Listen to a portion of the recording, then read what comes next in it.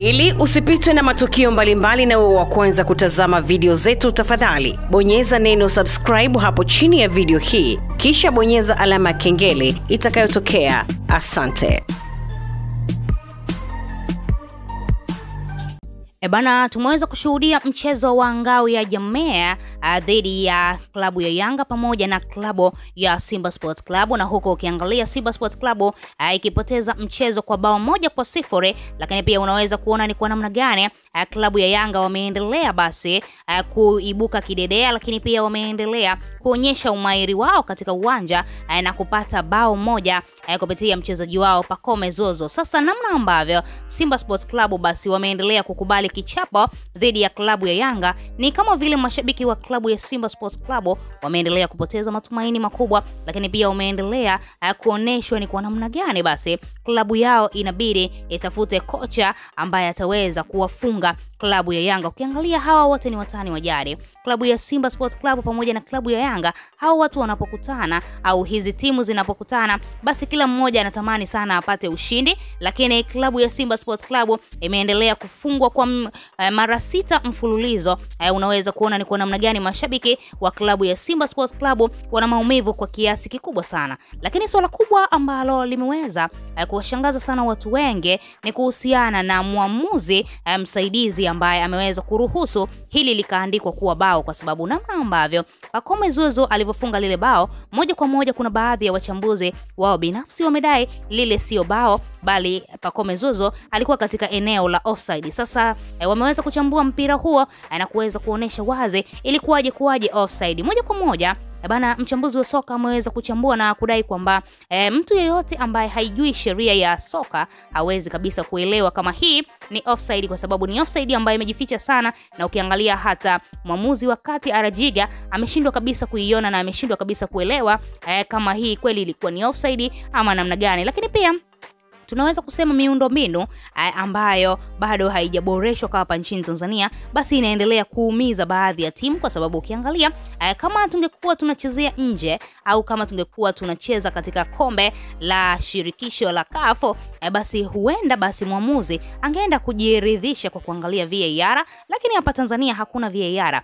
Goli lilikuwa la offside, lakini mwamuzi afanye nini? Akaangalie wapi ili aweze kufanya maamuzi sahihi, na ndio maana mwamuzi anaamua tu na mchezo ili mradi tu basi mambo mengine yaendelee, kwa sababu VAR hakuna na mwamuzi atafanya kitu gani ili aweze kujiridhisha. Na ukiangalia basi klabu ya Simba Sports Club wameweza kulalamika sana, lakini pia ukiangalia mashabiki wameweza kuumia kwa kiasi kikubwa, wengine wakiwa wanatupa lawama zao basi kwa kocha mkuu Fadlu, na kudai kwamba sio kocha ambaye anawaweza klabu ya Yanga, sio kocha ambaye ana mbinu za kuweza kuifunga Yanga, kwa sababu ameweza kufungwa mara 6 mfululizo. Sasa namna ambavyo huyu mchambuzi wa soka ameweza kuchambua hili goli la Pacome Zozo, moja kwa moja ameweza kueleza kwamba kuna sheria za soka ambazo zinaonesha wazi kwamba kuhusiana na hili swala la offside. Kwanza kabisa anadai mwamuzi msaidizi ambaye ni Mohamed Mkono, yeye binafsi ndiyo amesababisha haya matokeo kwa klabu ya Simba Sports Club waweze kuumia. Ukiangalia mechi ilikuwa inaenda kutoka draw na baadaye wapige matuta,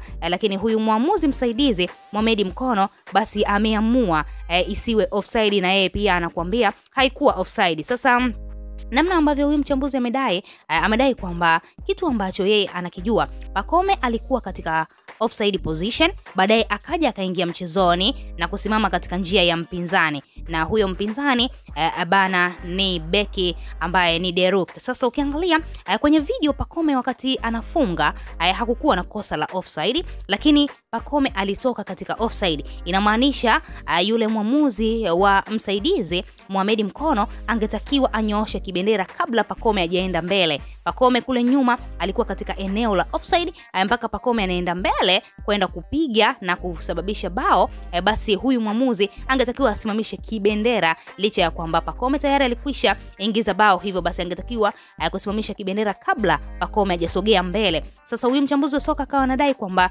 kwa hapa nchini Tanzania bila kuweka huu mfumo wa kisasa wa VAR, basi timu ya Simba Sports Club na timu zingine nyingi zitaendelea kuumizwa kwa matokeo, kwa sababu ukiangalia ni offside ya wazi, lakini mwamuzi msaidizi Mohamed Mkono yeye amebisha na kudai kwamba hajaona kama ni offside. Lakini pia tulimuona hata goalkeeper Pinpin Kamara, goalkeeper wa timu ya Simba Sports Club, alisimama kidete na kumwambia kwamba we mwamuzi, bana hujafanya fair. Lakini yeye binafsi kama goalkeeper ilibidi tu arudi golini na kupata kadi ya njano, kwa sababu ni kama vile alikuwa anamfokea mwamuzi hivi Arajiga. Mwamuzi wakati akaamua kumpatia kadi ya njano na mchezo ukaendelea. Baadaye Simba Sports Club wakawa wamepoteza mchezo, lakini moja kwa moja mwamuzi, au tunaweza kusema huyu mchambuzi wa soka, moja kwa moja ameweza kutia neno la busara kwamba Pacome alikuwa katika eneo la kuotea, lakini alipoenda mbele kufunga alikuwa katika eneo sahihi, lakini alipotokea alikuwa katika eneo la kuotea. Hivyo basi mwamuzi msaidizi Mohamed Mkono angetakiwa anyooshe kibendera